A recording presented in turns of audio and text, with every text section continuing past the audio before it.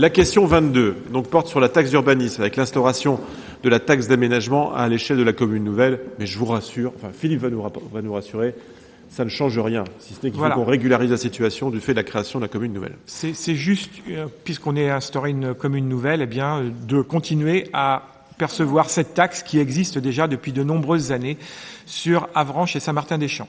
Donc la construction ou l'extension d'une habitation ou l'adjonction d'une annexe sont des exemples d'opérations qui requièrent l'obtention préalable d'autorisation d'urbanisme. Les demandeurs de ces autorisations sont alors susceptibles d'être redevables de 2 taxes d'urbanisme, la taxe d'aménagement et la redevance archéologique préventive. La taxe d'aménagement est recouvrée par l'État au profit des collectivités. Elle est composée d'une part départementale, de 50% dans la Manche, et d'une part communale. La fourchette de la part communale est comprise entre 1 et 5%. Il appartient aux communes d'instituer la taxe d'aménagement, d'en moduler le taux et de statuer sur les possibilités d'exonération sur leur territoire.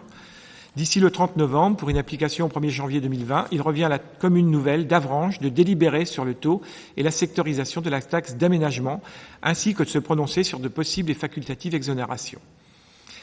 À l'échelle des communes historiques, il existait une sectorisation propre à Saint-Martin-des-Champs, 1% en secteur A et 2% en secteur B. Avranches appliquait, elle, un taux de 1% sans exonération facultative.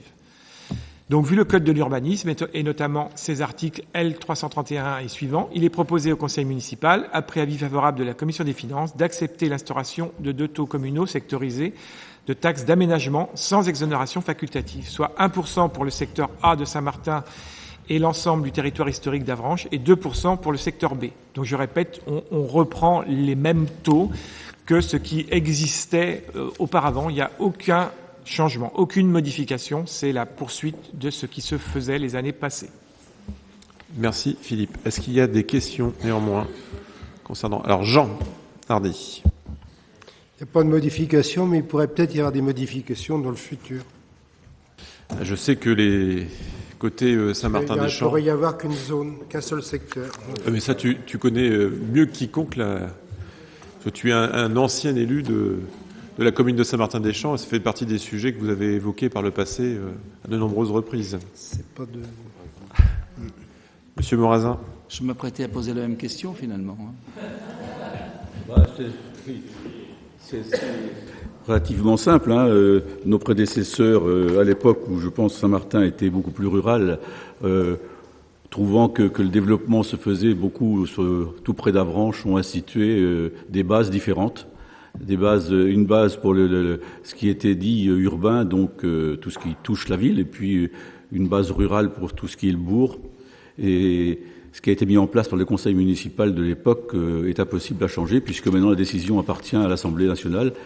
Et nous avons fait de nombreuses démarches, nombreux courriers aussi de retour de différents ministres des Finances et ainsi de suite, en nous disant tous « Ah, mon pauvre monsieur, c'est vrai, vous avez raison, mais on peut rien faire ». Ce qui pose problème, bien évidemment, et Jean a raison de le dire, c'est que en 30 ou 40 ans, vous imaginez ce que ça peut représenter quand on part avec des bases différentes et avec une augmentation qui se fait de manière naturelle, c'est-à-dire soit une augmentation faite par la commune, et ça a eu lieu, où les augmentations ont été faites de base, plus les bases d'État, les 1%, 2%, et quand on met tout bout à bout, on arrive maintenant à avoir des citoyens qui sont pratiquement du simple au double sur la même commune. C'est vraiment problématique, c'est vrai. Alors, les 2 zones, le 1% et le 2%, c'était un petit chouillage, je dirais, si vous me permettez l'expression, pour faire que les gens qui construisaient en zone rurale paient un petit peu plus cher leur installation que ceux qui construisaient en zone urbaine, parce qu'on savait qu'après, la différence allait être extrêmement importante. Merci. Alors Jean, tu veux compléter ? Oui, ce qui est dommage, c'est qu'à l'époque, un maire pouvait adopter cette loi, alors que maintenant le maire ne puisse pas le faire. Nous sommes bien d'accord. Y a-t-il d'autres questions ou d'autres remarques ?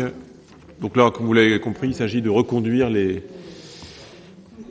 ceux qui existaient avant notre fusion en commune nouvelle. Donc je vous propose de passer au vote. Y a-t-il des personnes qui sont contre cette proposition ? A priori, personne. Des abstentions peut-être ?